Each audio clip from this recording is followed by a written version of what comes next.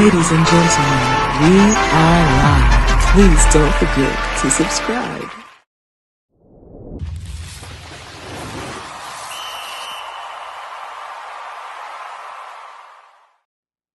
Hello, everyone, and welcome to Blow the Whistle Sports. I'm your host, Wayne Holloway, and thank you once again for tuning in. Please like, subscribe, and share. And like always, if you want to see something on the show, or you have a bright idea that you want to see us implement on the show, drop them in those comments below, or hit us on any one of our social media outlets. Holler at us, we holler back. But hey, guess what?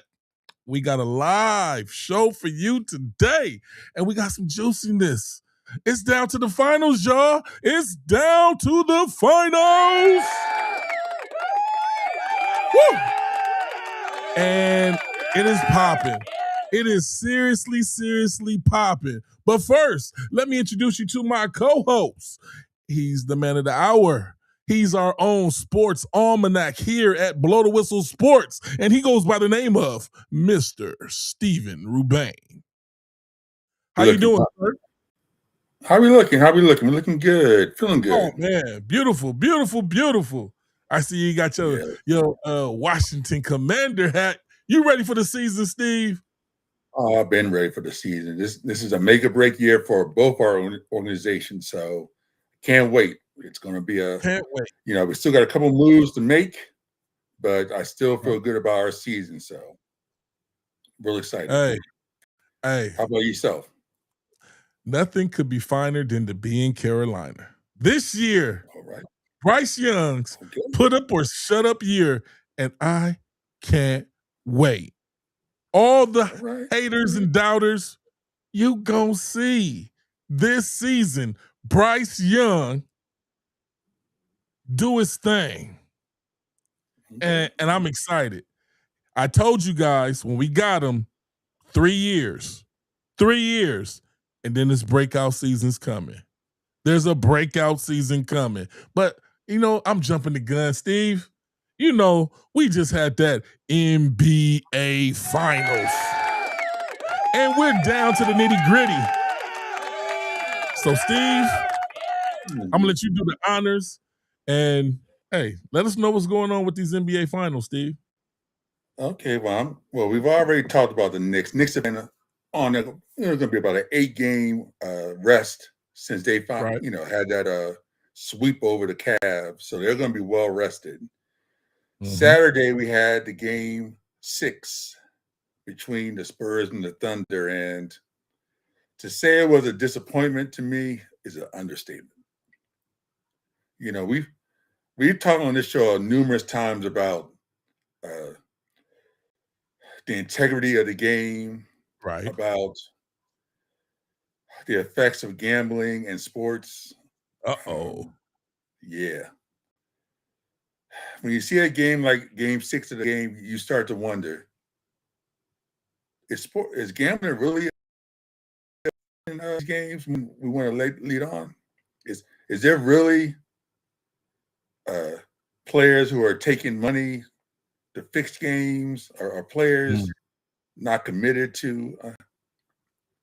And I'm gonna tell you why. I'm gonna break it down simple.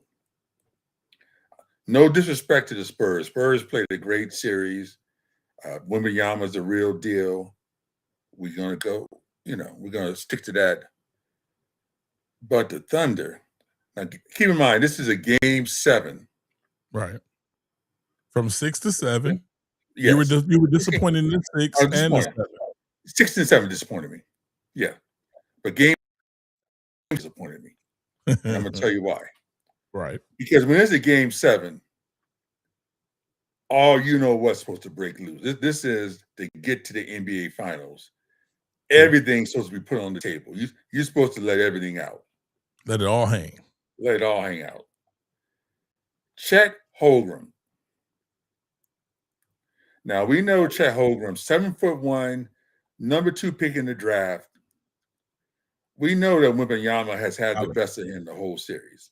I mean, it's just been a slaughter. You in game 7, you played 33 minutes and took 2 shots. 2. Right. How do you play 33 minutes and you're the number 2 option on the team and you only take 2 shots the entire game? No 3-pointers. 1 assist. Right. 4 rebounds. 1 block shot in 33 minutes. You were just out on the court. You weren't even participating. You were just out there.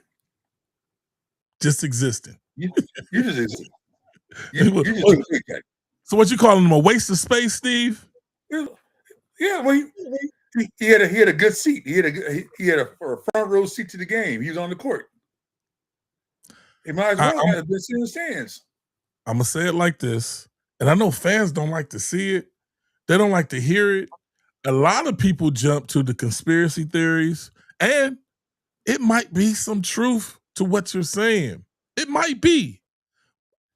If you and I were on the court for 33 minutes, right, we might be able to get those statistics just being on the court.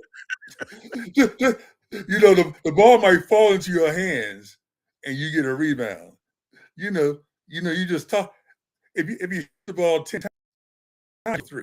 I don't disrespect me. I got a little bit of talent. I can finger roll or something. You can finger roll. You can do the finger roll.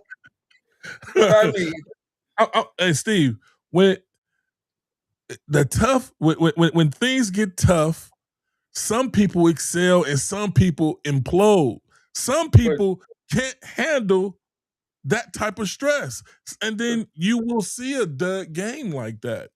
But Packett, this is the defending NBA champion. It's not like he hasn't been in big games before. They're defending champions. I understand. So it's not like this is his first rodeo. I totally get it. There's no excuse for not taking any shot. I mean, to only shoot the ball twice. We look at these players like basically they're not human. Like they don't have human problems. They don't have things going on because they get paid a high amount of money. We expect for them to play at a certain level. I totally understand. I don't disagree with that. I don't disagree. Casey Wallace coming off the bench shot the ball 10 times. Right. Jared McClain coming off the bench shot the ball 12 times. Right. Alex Caruso coming off the bench shot the ball 14 times. How can a starter only shoot the ball 2 times and 3 guys off the bench shoot the ball more than 10 times a game? I feel you. So I mean, I don't want to talk your frustration. I don't want to talk fix, but somebody got to explain to me. I mean, nobody talked to him. Nobody said, "Hey, we need you, man." I mean, at least you would think the coach. You're on the floor. You're not yelling at him. Take some shots. You're not yelling at him. Get in the game. Get your head in the game. Or kick him out. You're saying is valid, and I want to put it out to our listeners. As a matter of fact, let me open up these phone lines because I want to put it out to the listeners out there, people watching. If we need a little bit of perspective on this. The number to call in, Blow the Whistle Sports, 1-909-844-4443. If you got some input, if you got something to say, the number is 1-909-844-4443. Hey, Steve is perplexed right now. I'm perplexed. It seems fishy this last NBA's final game, and with the Spurs and the and the Thunder. Now me, I thought the Spurs would do this, but I put the Thunder over the Spurs because the Spurs are a young team. So therefore, I expected it to look like this. But this is 1 year too soon. Because remember, Steve, we both thought next year would be the Spurs. That would be that season for them. And like I said, I give the Spurs all the credit for getting the job done. But when I see people who, like, keep in mind, this is somebody who averaging 17, 18 points a game, somebody who has always been a high offensive player.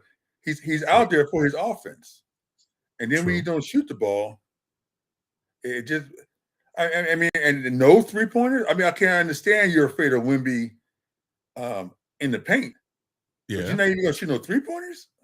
And this crazy part is I'm out in the streets. People ask me sports questions all the time. And the crazy part is this is the third time I'm hearing it. Now I'm hearing from my co-host. 2 people on the streets told me they believe fixed. And and you know me, Steve, I'm like, nah, it just seems that way. But if it walks like a duck, talks like a duck, people gonna think it's a duck. I mean, let's be honest. The star the on the NBA is team. the NBA is happy with the Spurs and the Knicks. That's the series they wanted. Understandable. Wembanyama is the face of the league now. Right. And the Knicks, I mean, the Knicks are the Knicks. It's New York City. Is a celebrity, bright lights. And so they didn't want to Thunder Knicks final. I want to put a little perspective on this. Neither one of us are Thunder or Spurs fans. We love the sport, period. So we're fans. We have no dog in the fight. You know, our teams were eliminated. But when you watch a game, you want a good game. You want a good game. And if it's going to be if it's going to be a butt kicking, let it be a legitimate butt kicking, not somebody just rolling over, not somebody just not even trying. That's all I had. You know, the Eagles when it was the Eagles when they beat the Chiefs, right, 2 years ago. That was a butt kicking, but it was a legitimate butt kicking. You out there, you see the Eagles. Spanking. Yeah, it was old fashioned spanking, but it wasn't like the Chiefs just rolled over. They just could do nothing against them. So I can live with that. That's what I'm looking for. But just to sit out there and not even try to play, now, a little more perspective.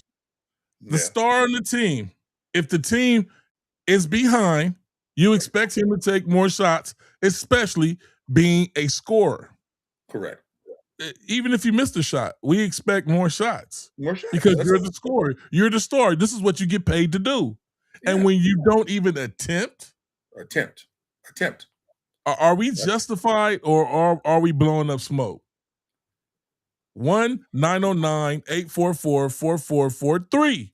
Blow the Whistle Sports. Well, I'm just going to close out on this though. Input. Yeah, I'm going to close out on this though. If I'm the Thunder, he can't be on the team next year. Wow. You got to trade. Simple. The Spurs aren't going anywhere. Right. So if he can't, if a game 7 can't motivate you to put up more than 2 shots, right? Why would I want you on my team? Why would I want you? If when the game is at the greatest, when the game is on the line, and you can't come through for me, why would I want you next to me? If I'm Shai Gilgeous-Alexander, I'm saying either he goes or I go. I can't play with you. I can't play with somebody who don't want to who don't want to smoke, who don't want to eat.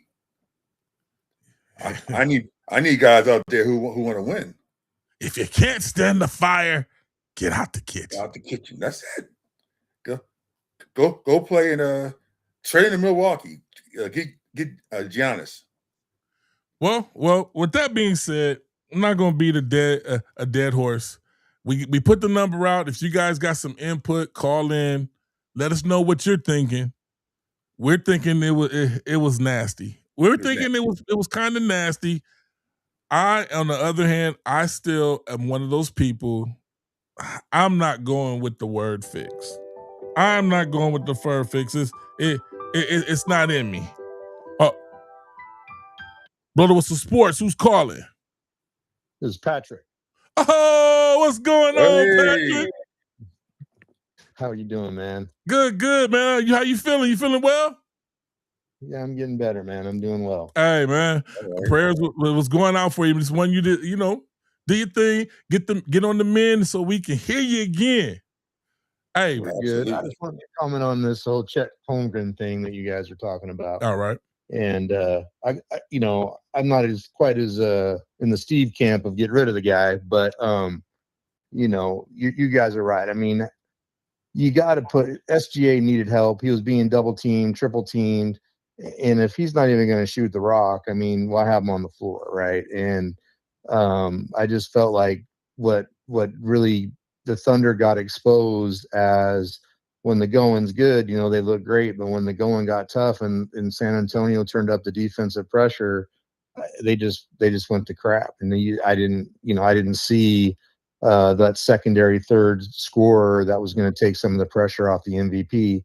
And I think that they got exploited for not having the depth and the ability to do anything and to change their tactics, because it seemed like after game 2, maybe game 3, that the San Antonio found something and they were able to exploit it. And I didn't see a counter move made by the Thunder to counter that. And Chet Holmgren, he's a talent, but he just didn't do anything to help. And I think that's a problem, a big problem. And I think, they have an identity crisis, right? I mean, now they just got punched in the mouth. They thought they were invincible, and they looked invincible.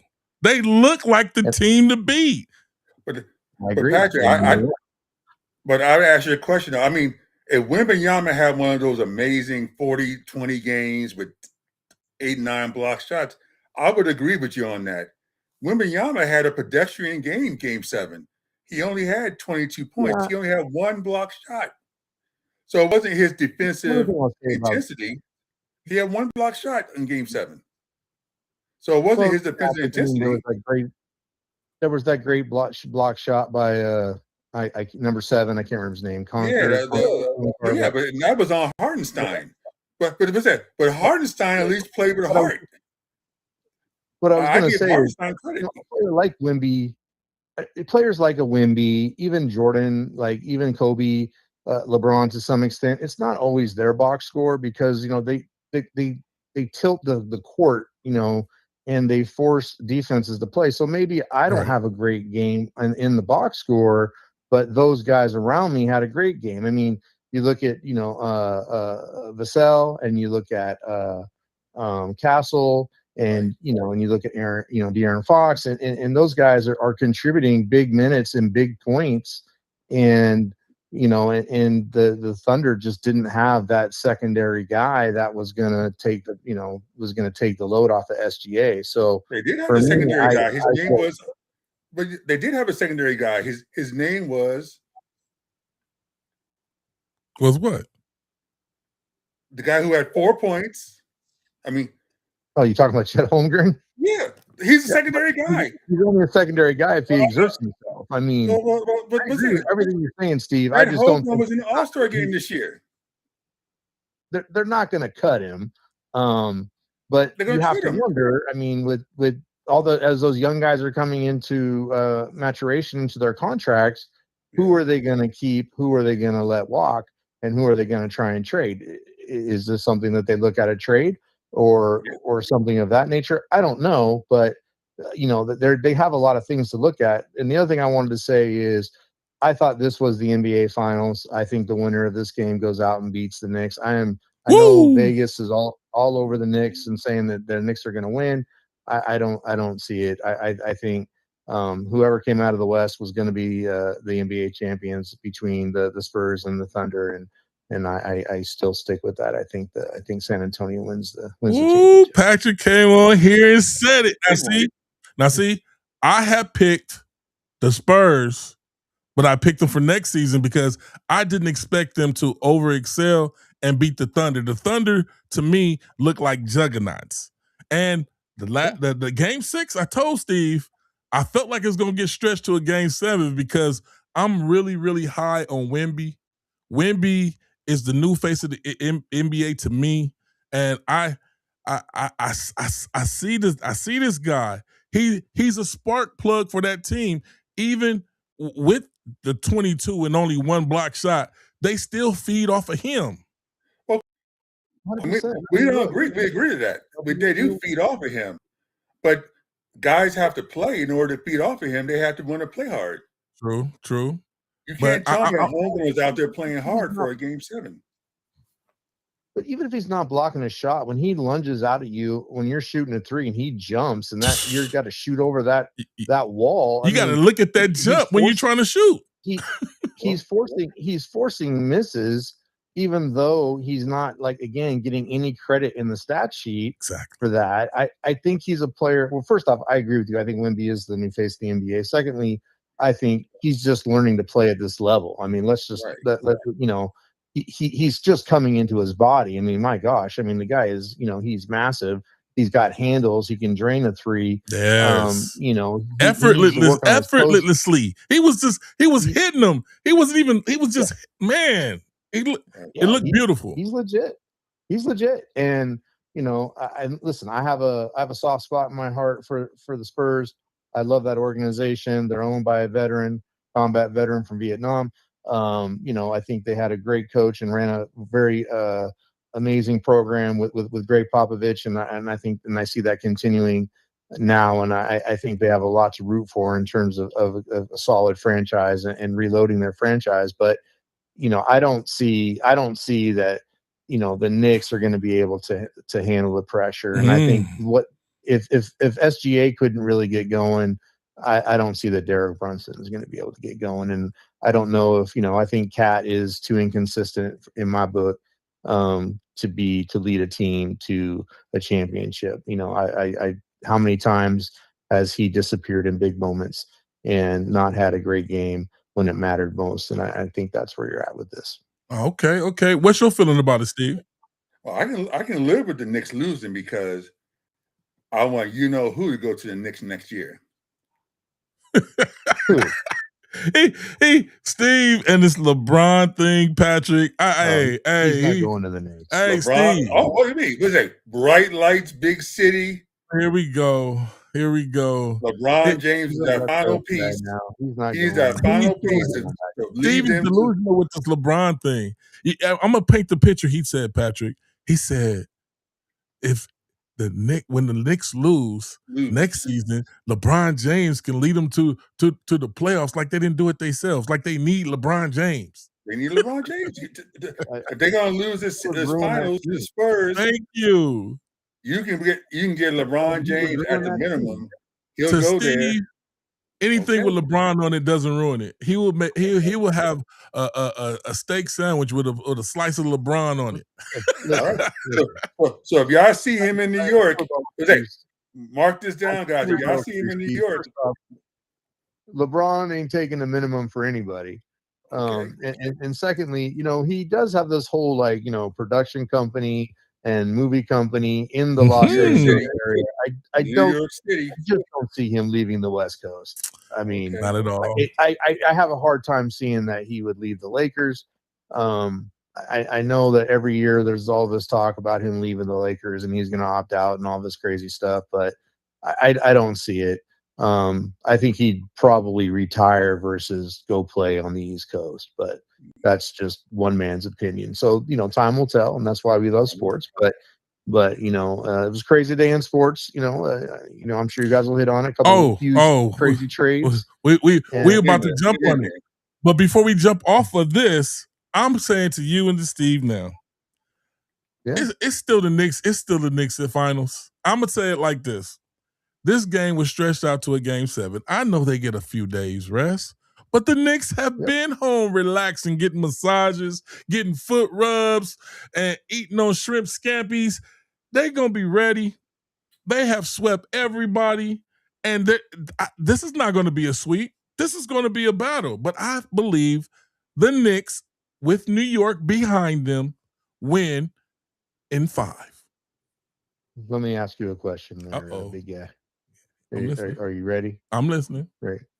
For the first time in the playoffs, they don't have home court advantage. Okay. For the second, what's their road record in the regular season? Don't make me lie to you.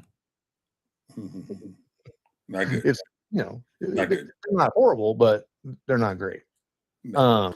But here's this: what's their record against San Antonio this year? Record against San Antonio. I don't know it off the top of my head. Let me see. I thought we got the encyclopedia over there. What's their record against head to head? I didn't have Knicks Spurs, so I didn't even keep. I thought it was gonna be Thunder and the Knicks, but let me see. Damn all that.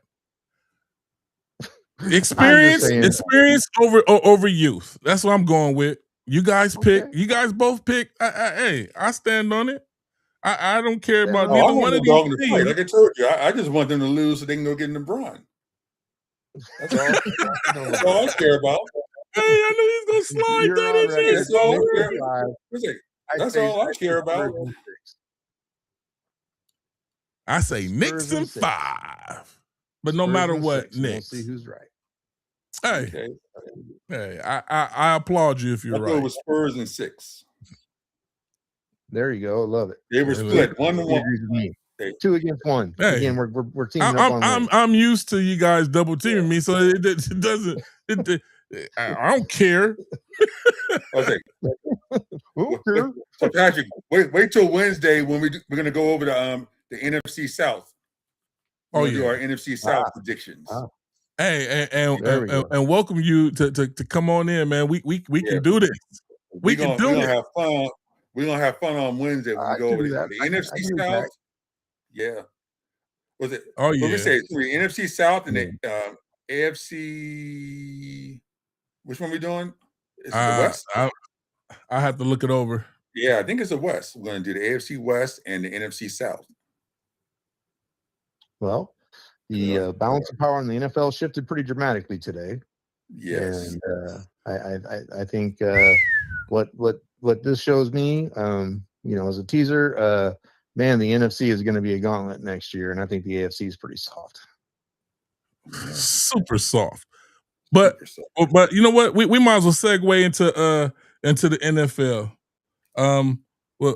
Which blockbuster are we going over first, Steve? Well, definitely the Rams and the Browns.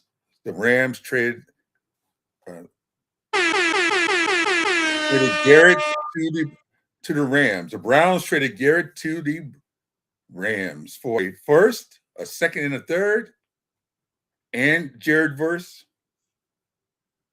So you're getting an all-pro player in Verse.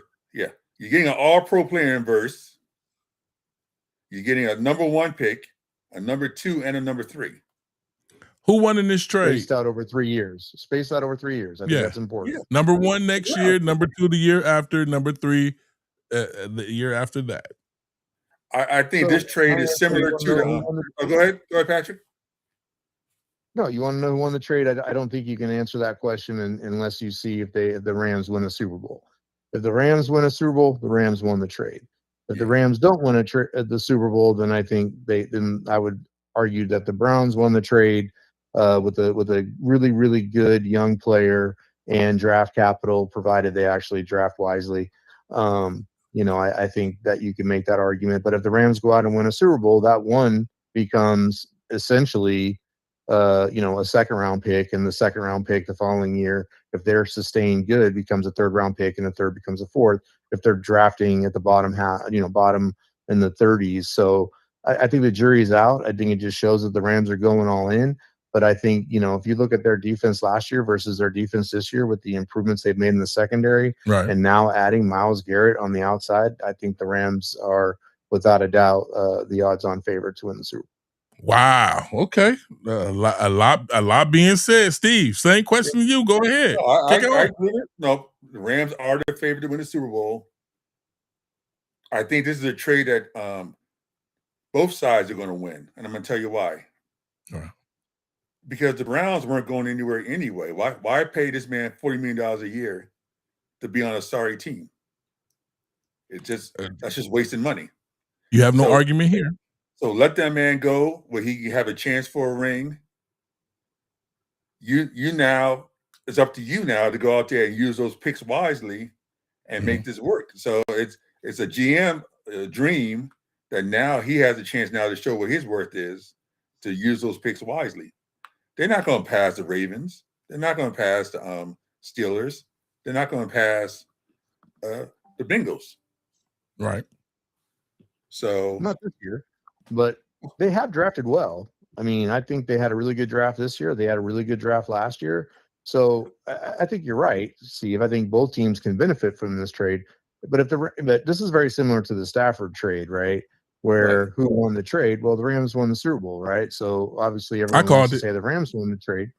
But the Lions, they came out of it pretty well too, with the draft capital that they got and used to make the moves that they made. And both teams won out of that one. Right. Yeah, so the Lions have had probably the best 7-year stretch since that trade that they've had, or 5-year stretch in their history. Well, I'm gonna say it like this: if you guys are just now tuning in, we're on now. Stephen Rubain, Patrick Nagle, he is on the phone and he's giving us his take. And I'm gonna let Steve and Patrick know the Rams were the favorite in the NFC to me already. Period. Yes. Before this trade, this just made them a juggernaut in the NFC. Yes. But I'm not scared. I'm still going with my pick for this. My pick is the Buffalo Bills win the Super Bowl. And why, even if both of these teams meet up at the Super Bowl, which will negate nothing can negate the person they just picked up, but which helps them out is Allen being a mobile quarterback. It's not going to really make that big of a difference. What's going to make the difference is those wide receivers on both sides are hot, but Allen wants it. Matthew Stafford wants it. I'm still going with the Buffalo Bills being the hot team this season. Super Bowl. Well, that's a hot take. I'm going to go ahead and run here. I got to get off. I appreciate you guys letting me share a little bit. But appreciate you calling in. Sure. I'm joining you guys on Wednesday. All right, sir. All right, sounds good. Thank you. Thank you for calling in. Bye-bye. Later. Now you've been on your Buffalo run. How many years you been on this Buffalo run? You've been on this Buffalo run now. This is the first time I said no. This is the first time I said they're going to win the Super Bowl. Yeah, when I said they were a well-oiled machine, they were, but they could never get over the hump. They always, at certain games, seem like they get stuck in the mud. It seemed like they forget how to do plays. It seemed like all the players on the team are not together when they make it to the playoffs. Right. But it's always been that one piece missing. You always see Khalil Shakir get overused. Everybody knows the ball's going to him or to a tight end. So it made it rough on them. But now with that lucrative backfield in Cook and a talent at the helm with Allen and a wide receiver on both sides, that means the third wide receiver should be open all the time. You can't tell me that the Buffalo Bills is not going to make it to the Super Bowl and at least win this Super Bowl. Now this trade today, I got 3 words that's going to end that discussion: Kansas City Chiefs. Yeah. And you know what? AFC is going to go through KC. I would buy into that, but they wide receiver probably smoke some more weed or something and get suspended. I'm done with teams with their personnel doesn't know how to be ready for their team, doesn't know how to show up for their team, doesn't appreciate being on a professional team, making the amount of money that they make, and being respectful to the city. I'm high on the Kansas City. Everybody knows high on Kansas City, but when you have a cancer on the team, and it turns out to be a cancer when it happens from year to year. He didn't even give him a space in between years. Isn't this the same guy that walked off the freeway after a car accident like he's not supposed to wait? Come on, Steve. We talked last week about Rasheed Rice. I mean, like I said, I can't go into detail about how foolish I think he is. Wow. I mean, I said I had the whole talk last year, but that's still being said. I still think Kansas City is going to be motivated. It's the Kelsey retirement tour. Now Buffalo is got the new stadium, so there's going to be an energy there with the new stadium. Yes, sir. The pressure is going to be on Jared Allen this year. This is the makeup, put up or shut up year for him. I just still think, it's going to come down to home. It's going to come down to home field. Whoever gets home field, I think he's going to win that game. If Buffalo can get home field, I'll take Buffalo. If KC has home field, I'm going to take KC. But this time I'm going to segue into our last topic before we get up out of here. This is going to be a great season. Lamar Jackson showed up to the unofficial OTAs where, normally he doesn't show up. So his head is in a different place. He still has that all-star caliber team. Patrick Mahomes, Kelsey, like you said, his farewell season tour. Mm-hmm.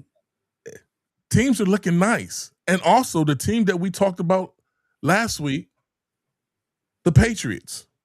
And I told you, I thought they took a step back. Romeo Doubs was number 1 on the depth chart. They had a blockbuster trade today too, Steve. Blockbuster trade today. Tell us what it was, Steve. Well, this was a trade we've been waiting for. Sir, on the Eagles, A.J. Brown, and those who follow the show know we've had a long history talking about A.J. Brown and how he disrupted the Eagles season last year. Yes, sir.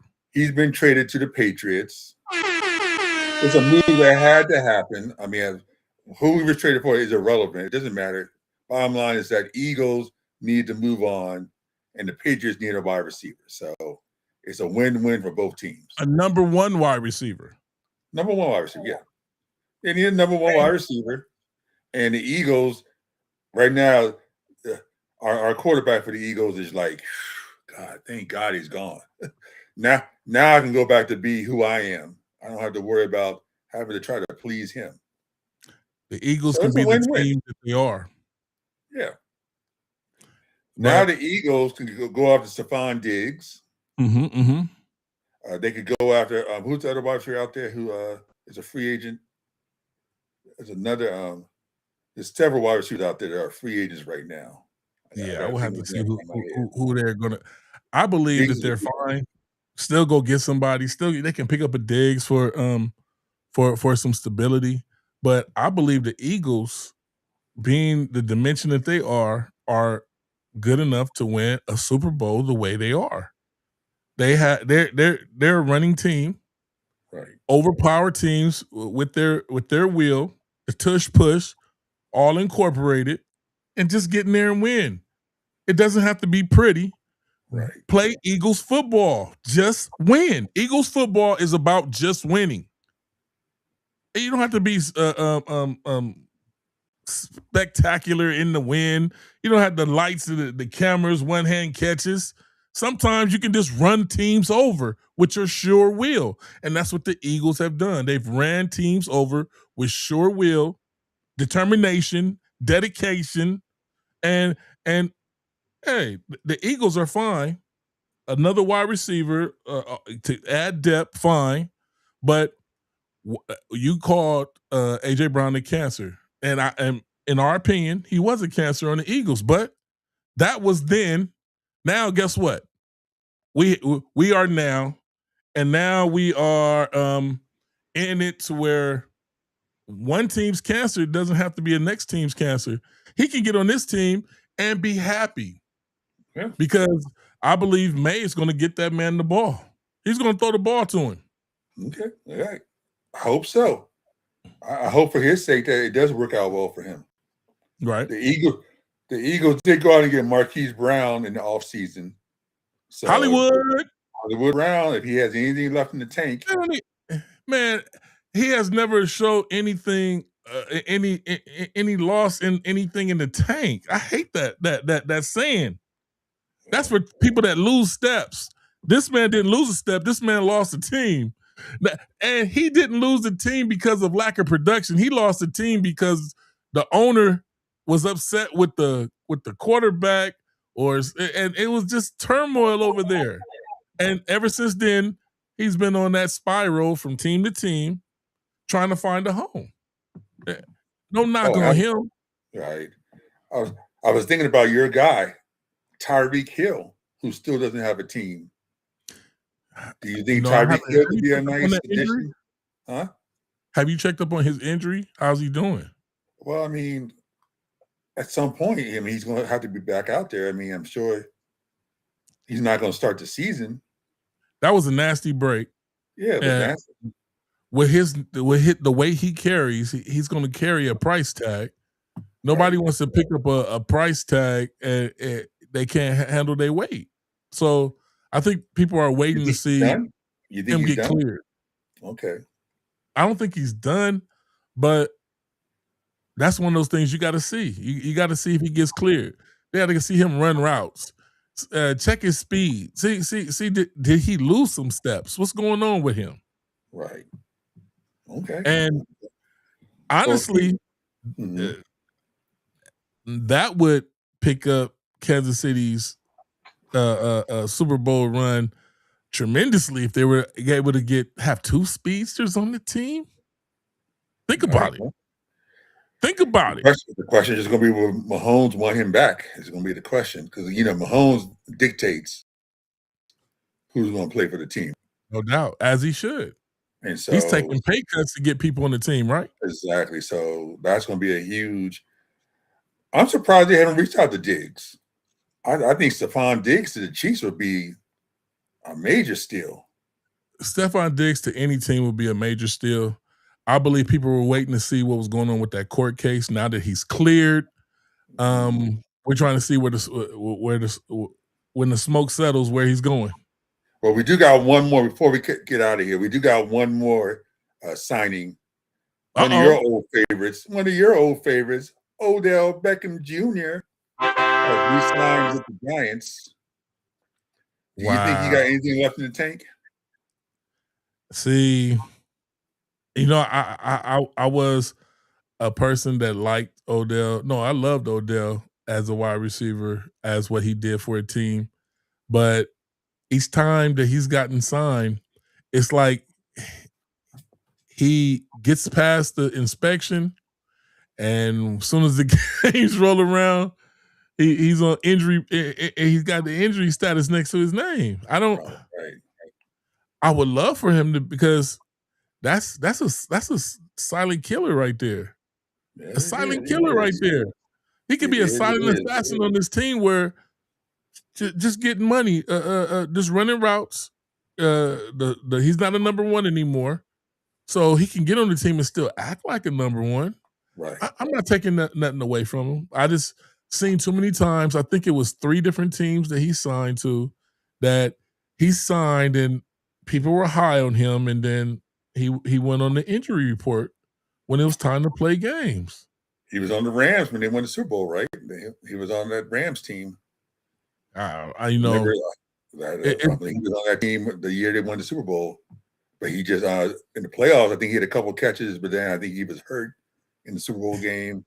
He was always hurt. It wasn't like it was memorable, like the old days of Odell with Eli with the one hand.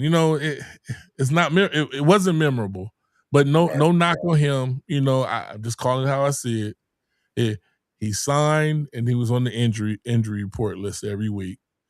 He would play in the game. We would see him maybe in 3-4 plays, and then the next week he was on the injury list, where he's like, wait a minute, did he play last week? I thought I saw him catch a ball. I thought he almost caught a ball, but why is he injured? What happened? They're like, something away from the ball. Yeah. You get tired of hearing stuff like that. You get tired. Before we cut out, though, we do got to acknowledge we've had 2 passings in the last couple days, Hall of Famers.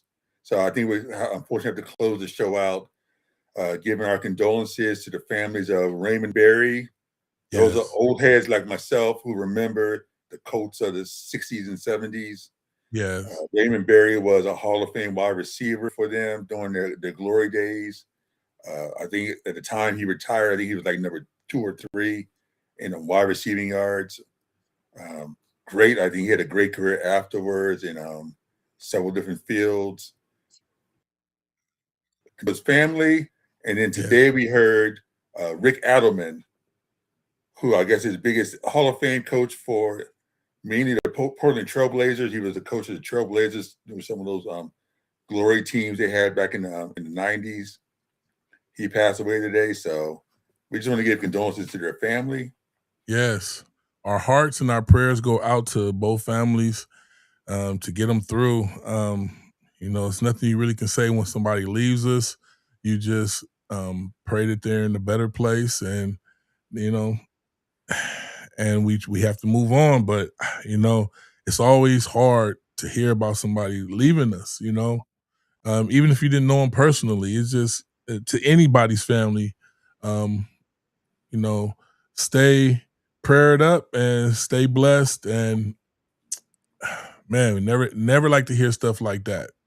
But thank you guys for tuning in. Thank you to all our sponsors. I want to put that out there.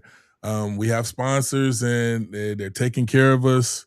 We want to thank all of them for their continued support and all your support. But please tell a friend, like, subscribe. And we're about to get to some of these contests. I know I've talked about it, but we want to put our money where our mouth is.